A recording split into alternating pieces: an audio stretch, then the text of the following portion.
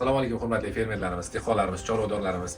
Mana 2025-yil 7-iyun kuni yangi tovarlarimiz, yangi yuklarimiz O'zbekistonga kirib keldi. Bu tovarlarimiz Ukrainada tayyorlangan. Ukrainada bu Amerika, Yevropa bilan birgalikda tayyorlangan seleksiyalar, yangi seleksiyalar.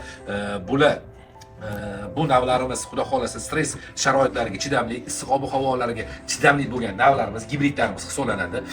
Bu gibridlarimizni hammasi Stygring oilasiga mansub. Ertaga poya pishganda, suvda pishganda ham poya ko'k bo'lib turadi va bular hammasi Gileadrodniy tipga mansub bo'lgan gibridlarimiz, chunki Amerika bilan yangi seleksiya o'ylab topildi.